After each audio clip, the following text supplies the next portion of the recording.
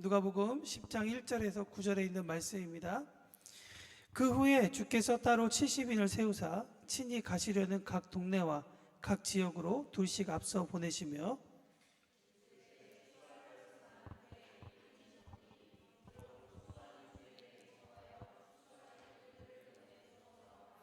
갈지어다 내가 너희를 보냄이 어린 양을 이리 가운데로 보냄과 같도다. 선대나 배낭이나 신발을 가지지 말며 길에서 아무에게도 문안하지 말며 어느 집에 들어가든지 먼저 말하되 이 집이 평안할지어다 하라. 만일 평안을 받을 사람이 거기 있으면 평의 평안이 그에게 머물 것이요 그렇지 않으면 너희에게로 돌아오리라. 그 집에 유하며 주는 것을 먹고 마시라. 일꾼이 그 삭을 받는 것이 마땅하니라. 이 집에서 저 집으로 옮겨가지 말라. 어느 동네에 들어가든지 너희를 영접하거든 너희 앞에 차려놓은 것을 먹고, 다 함께 읽습니다. 거기 있는 병자들을 고치고 또 말하기를 하나님의 나라가 너희에게 가까이 왔다 하라. 아멘. 오늘 본문 말씀 보면 누가복음 이제 10장으로 넘어왔습니다. 그죠? 근데 아마 한 번쯤은 더 들어보셨을 만한 그런 구절이죠. 누가복음 9장도 이와 같이 비슷하게 시작합니다. 단지 차이라고 하면 9장에서는 예수님께서 12제자를 부르셔서 모든 귀신을 제어하고 병 고치는 능력과 권위를 주셨다라고 기록되어 있고, 오늘 이 10장에 넘어와서는 그 내용보다는 70명을 이제 특별히 구별하여서 똑같이 보내었다라고 하는 것이 오늘 성경의 이야기입니다. 여러분 12명이든 70이든 사실 숫자는 그렇게 중요하지 않습니다. 물론 숫자가 가지고 있는 의미는 있죠. 12 하면 이스라엘의 12지파 뭐 이런 식의 의미가 있고, 70 하면 당시 유대인들이 가지고 있었던 문화의 이해 가운데 전 세계에 있었던 사람들이 70 정도의 민족이 있다고 그들은 생각했기 때문에 아마 70이라는 숫자를 이야기하면 보통은 이제 온 세계에 복음을 전하기 위해 흩어진다, 보낸다라고 하는 의미도 가지고 있었을 것입니다. 핵심은 무엇이냐?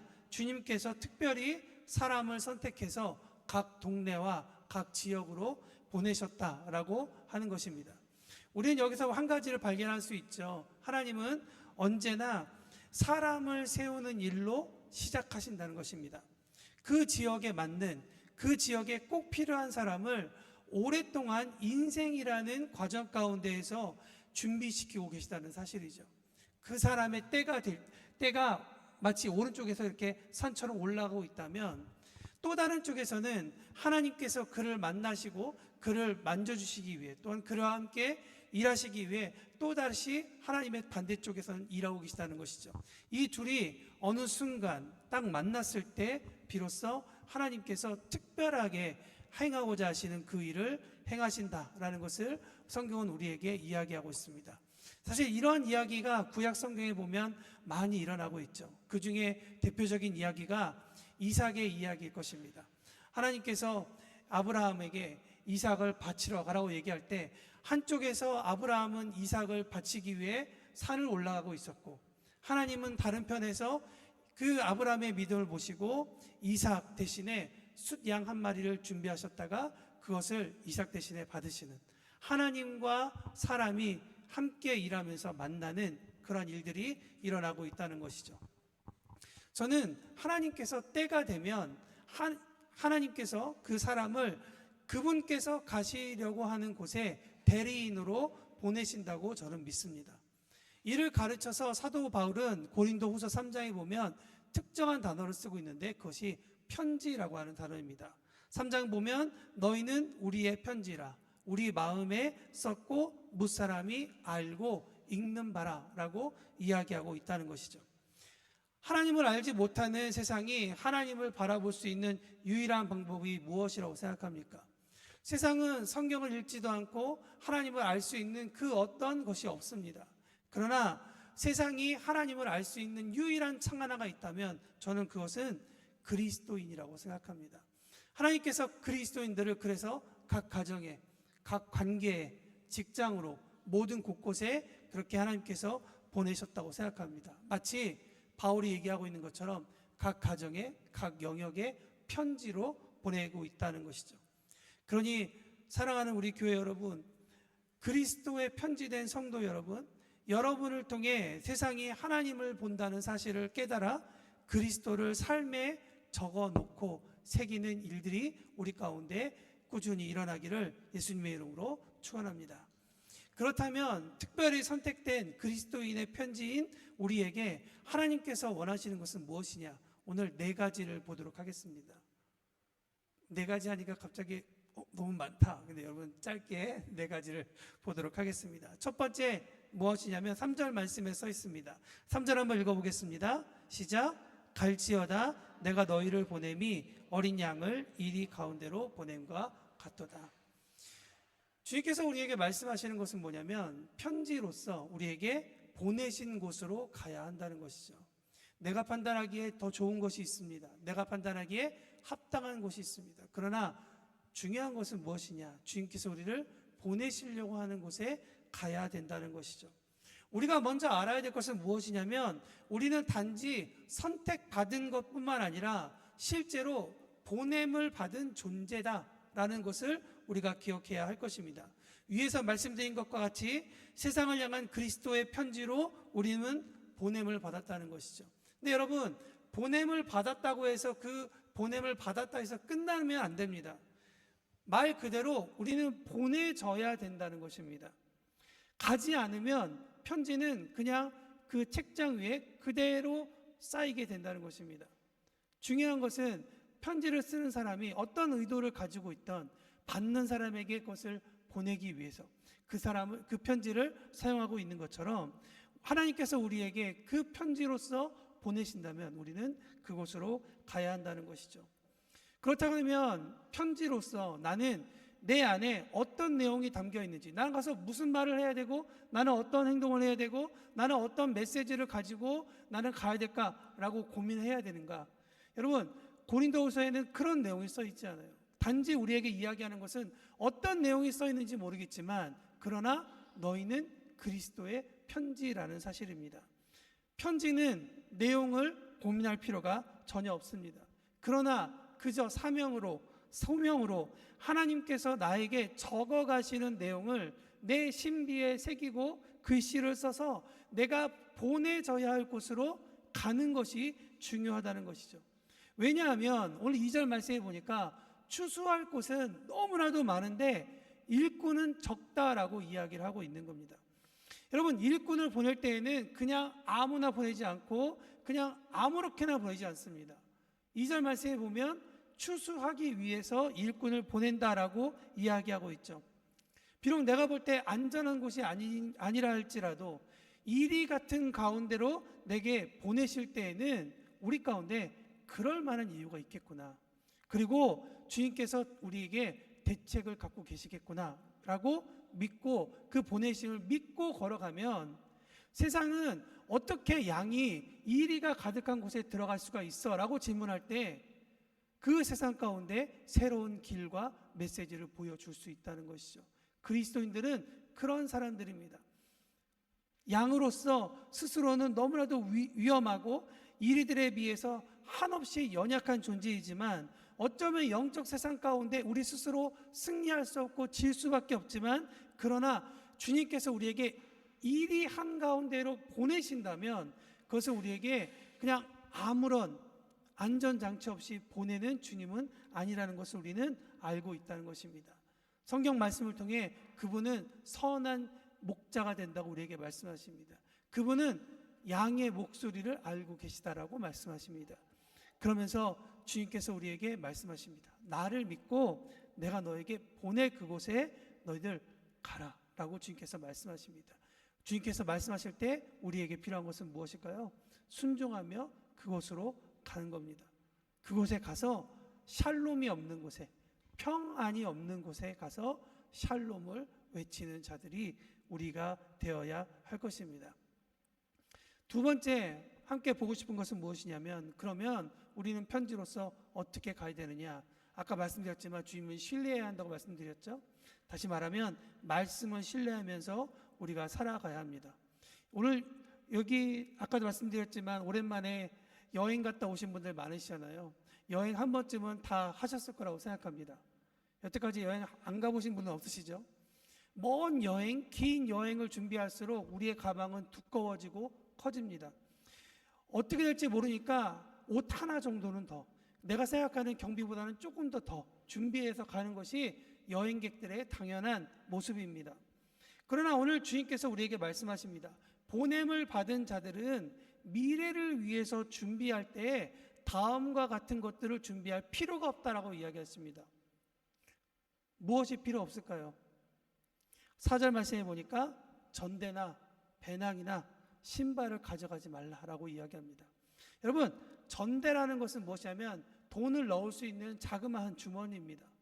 배낭이라는 것은 음식을 넣을 수 있는 가죽 부대를 이야기합니다. 여러분, 이 두 가지가 여행하는 데 있어서 얼마나 중요한 겁니까? 저 스스로도 만약에 여기서 10박을 하러 나가는데 이거 아무것도 안 들고 나간다 그러면 아마 미친놈 소리 들을 겁니다. 근데 예수님께서 이 이야기를 우리에게 왜 하셨는지에 대한 궁극적인 이유를 다시 한 번 더 생각해 봐야 할 필요입니다. 그것은 무엇이냐? 돈과 음식과 신발 그리고 숙소 같은 것들은 여행하는 데 있어서 매우 필요하고 중요한 요소입니다. 가장 많이 신경 써야 할 부분이기도 합니다. 그런데 우리는 여행을 하다 보면 이것들의 신경에 너무 빠진 나머지 여행의 진정한 의미를 잊어버릴 때가 있다는 것이죠. 예수님께서 우리에게 이야기하고 있습니다. 그런 것들은 내가 이미 마태복음 6장 31절에서 34절에서 이야기하고 있는 것처럼 너희들이 그건 염려할 부분들이 아니다. 무엇을 먹을까, 무엇을 마실까, 무엇을 입을까 하는 것은 다 이방인들이 구하는 것이다 라고 주님께서 우리에게 이야기하십니다. 그러면서 뭐라고 얘기하냐면 그런 것들이 필요한 줄은 하늘 아버지께서 알고 계시다라고 이야기하시는 거예요. 근데 여러분, 하늘 아버지라고 이야기하는 그 여러 가지 명칭 중에 하늘 아버지라고 한다는 것은 무엇이냐? 이 땅의 모든 것을 가지고 있는 부유하신 아버지 하나님에 대해서 이야기하고 있는 거예요. 그러니까 그런 것들 때문에 여행이, 그런 것들 때문에 편지로서의 삶이 신경 쓰거나 그것을 방해받지 말라라고 이야기하는 거죠. 그러면서 마태복음 6장 33절에 이렇게 얘기합니다. 그런즉 너희는 먼저 그의 나라와 그의 의를 구하라. 그리하면 이 모든 것을 너희에게 더하시리라. 그러므로, 여러분, 그런즉과 그러므로라는 이 단어는 너무나도 중요한 단어이죠. 그런즉과 그러므로를 살아보지 않은 크리스찬과 그 삶을 살아본 크리스찬의 삶은 너무나도 다릅니다. 크리스찬임에도 불구하고 그런즉과 그러므로를 경험해보지 못한 사람은 여전히 자기 등 위에 많은 수고할 짐들을 갖고 다니는 거예요. 주님께서 나에게 보내주신 이 편지 한 장을 전달해 주기 위해 많은 고뇌와 많은 염려를 가지고 산다는 것이죠. 그러나 주님께서 우리에게 그런즉 그러므로의 은혜를 주시는 거죠. 그러므로 내일 일을 위하여 염려하지 말라. 내일 일은 내일이 염려할 것이요 한날의 괴로움은 그날의 족하다 말씀하고 있습니다. 물론 제가 이 부분에 대해서 나는 목사니까, 나는 어차피 포기했으니까 나는 이렇게 얘기를 할 수 있어 라고 하는 그런 식의 이야기를 전개하고 싶지는 않습니다. 저 역시도 이 부분에 있어서 평생의 고민거리고 이것이 저에게 시험거리가 될 것입니다. 그러나 한 가지 분명한 사실은 하나님을 알지 못하는 사람은 이 문제를 가지고 평생 고민하면서 살게 될 텐데, 크리스찬으로서 그들과 이웃하며 살고 있는 우리가 똑같이 이 부분을 가지고 걱정하고 고민하고 염려하고 산다 그러면 세상의 사람들의 그 고민과 걱정은 누구로부터 해결받고 그들이 탈출구를 찾을 수 있을까요? 크리스찬들이 도시에 있어야 되는 이유는, 우리가 세상 가운데 있어야 되는 이유는 우리도 똑같이 염려가 되고 걱정이 되지만 그럼에도 불구하고 또 다른 길이 있다라는 것을 우리의 삶을 통해서 보여준다라는 사실인 것이죠. 그러므로 크리스찬이 있는 세상과 크리스찬이 없는 세상은 그냥 종교적인 사람 하나가 있다 없다 이야기가 아니라 완전히 다른 길들을 보여주는 그러한 삶이라는 것을 우리는 기억해야 할 것입니다. 하나님께서 그리스도인들은 자꾸 세상 사람들 사이로 보내는 것은 염려가 되고 세상살이가 녹록치 않아서 참 고생하지만 말씀을 통해 그리스도인은 염려와 걱정하는 방법이 또 다른 차원이 있다는 것을 그들의 모습을 보고 세상 사람들이 새로운 눈을 열고 창을 열게 되는 그런 은혜를 겪게 된다는 것이죠. 예수님을 믿을 때 얻어지는 놀라운 이치는 저와 여러분이 세상에서 말씀대로 살아가서 넉넉히 채워주시는 그 하나님을 볼 뿐만 아니라 돈과 음식과 신발과 숙박 등 영원하지 않은 것들을 걱정하느라 염려에 짓눌려 있는 이 땅의 사람들에게 수고하고 무거운 짐자들을 부르시는 예수님을 소개할 수 있는 소중한 창이 되리라 저는 믿습니다. 우리가 그런 일들을 감당하기 위해 부르셨다는 그 사실을 한번 기억했으면 좋겠습니다. 세 번째, 편지로서 그러면 우리 안에 어떤 내용이 있어야 되느냐? 아까는 무슨 내용이 있는지 중요하지 않다라고 말씀드렸는데요. 오늘 본문 말씀에는 한 가지 이야기가 써 있습니다. 5절과 6절 말씀 한번 읽어보겠습니다. 시작. 어느 집에 들어가든지 먼저 말하되 이 집이 평안할지어다 하라. 만일 평안을 받은 사람이 거기 있으면 너희 평안이 그에게 머물 것이요 그렇지 않으면 너희에게로 돌아오리라. 여러분, 평안이라는 단어는 헬라어로 에이레네라는 단어를 쓰고 있습니다. 그러니까 번영하다, 하나가 되다, 고요하다, 안식하다라고 하는 그런 의미를 가지고 있습니다. 주님께서 우리에게 말씀하시는 건 크리스찬으로서 그 집에 가서 제일 먼저 해야 할 것은 평안을 구하라는 겁니다. 요즘 넷플릭스 뭐 봐? 이런 질문보다 샬롬, 평안, 에이르네. 옆에 있는 분들에게 한번 얘기해 보실까요? 평안하십시오.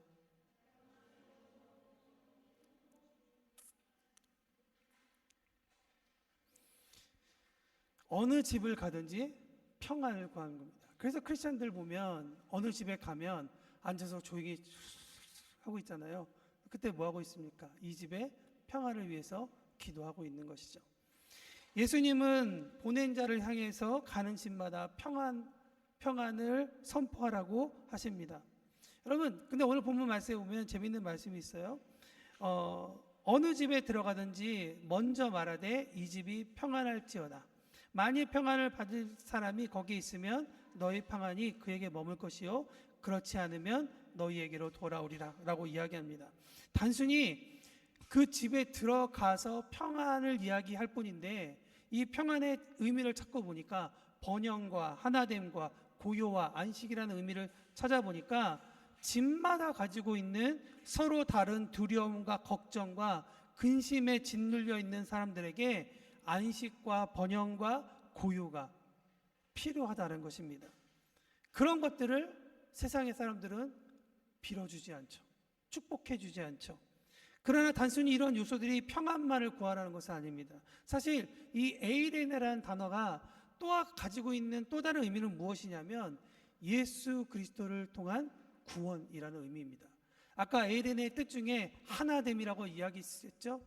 그러니까 평안을 가지고 평화의 의미도 있겠으나 이 단어가 가지고 있는 것은 하나님과 찢겨져 있었던, 떨어져 있었던 사람이 다시 하나 되고 그 가운데서 평안을 얻게 되는 구원을 의미하고 있는 것입니다.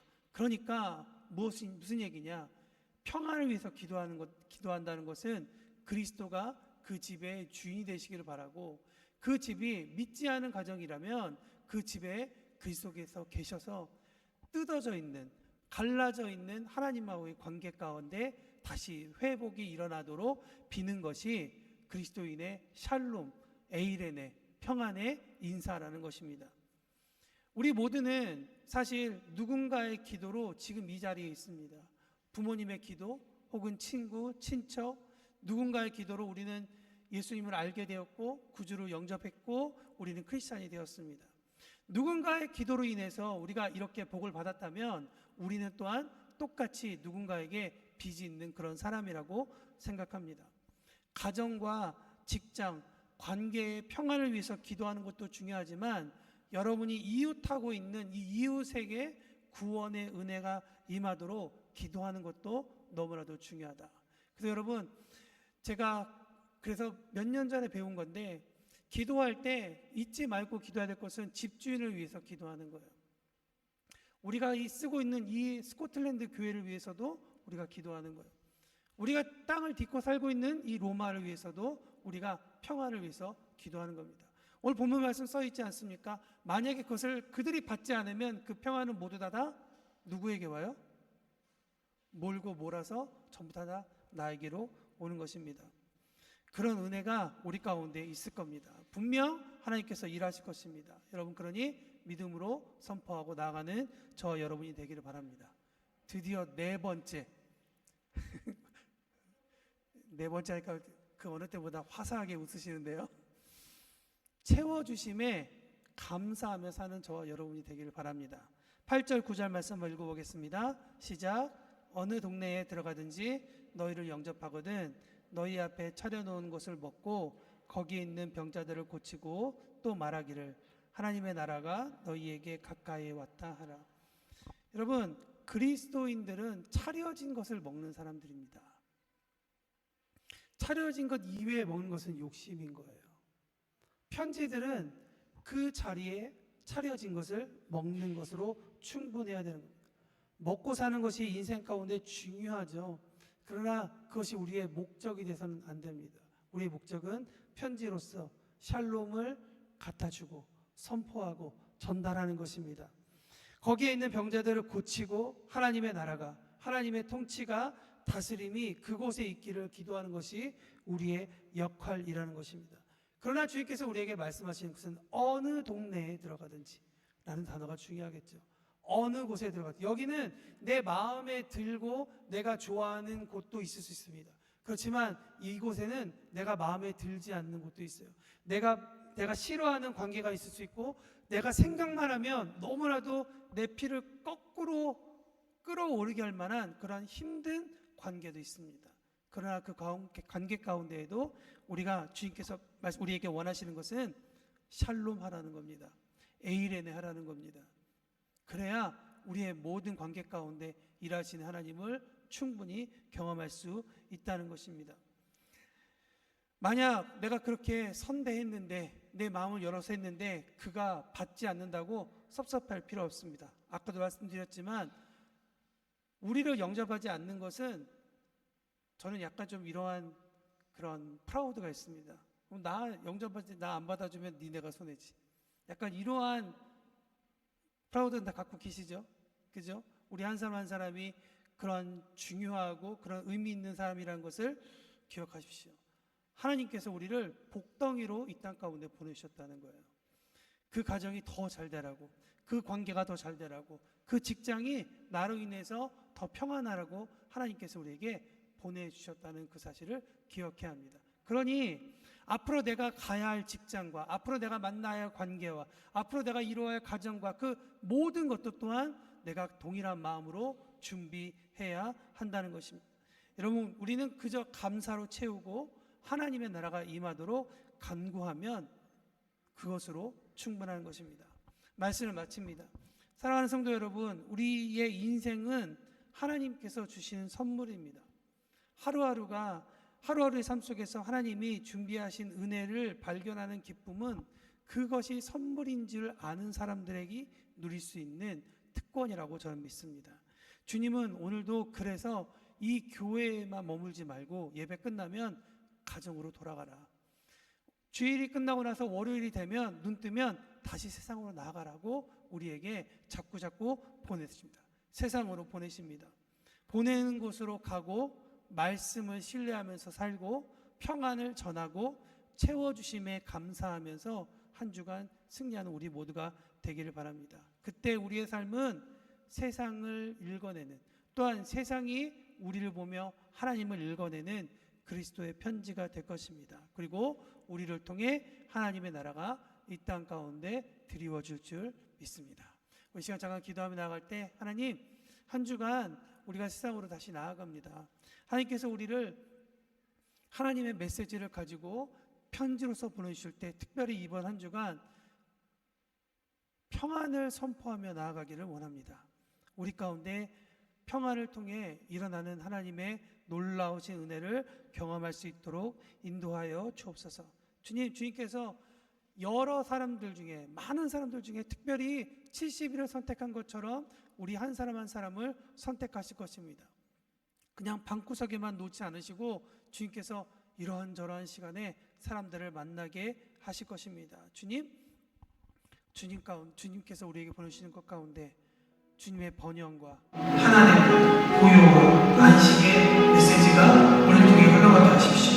무엇보다 우리를 통해 주님을 알 수 있는 구원의 문도 열게 하여 주십시오. 그런 마음으로 잠깐 우리 결단하며 기도하겠습니다.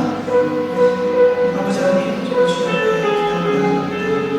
하나님께서 원하시는 그런 삶을 살게 주께서 원하시는 그런 모습으로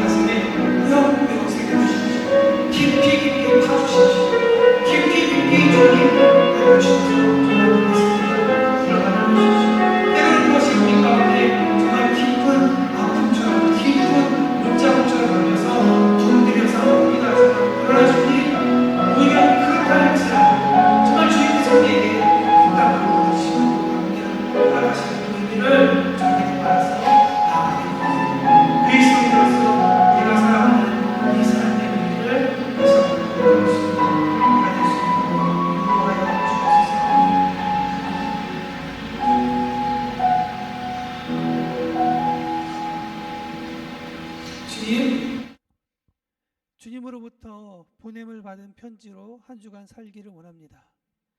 우리 가운데 매일매일 아침 묵상, 기도, 순간순간마다 우리가 잊을 때마다 주님, 우리의 신비에 새겨진 당신의 그 메시지를 꺼집어내어 바라볼 수 있도록 우리에게 깨움이 있게 하여 주옵소서. 성령 하나님, 한 걸음 한 걸음을 걸어가도 주님 가운데 우리가 그 걸음을 걷기를 원합니다. 우리 로마 한인 교회 성도들이 걸어가는 곳마다 평화의 운동이 일어나기 원합니다. 우리 로마 한인 교회 성도들이 걸어가는 곳마다 하나님과의 끊어졌던 관계가 다시 회복되어지기를 원합니다.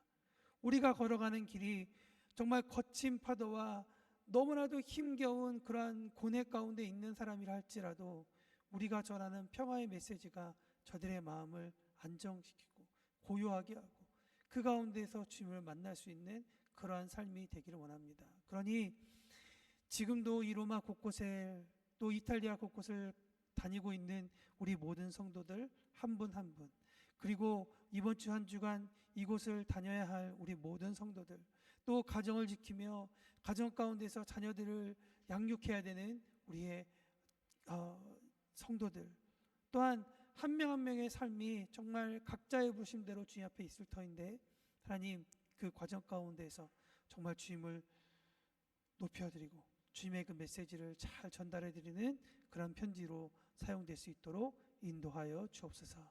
감사드리며 예수님의 이름으로 기도합니다. 아멘.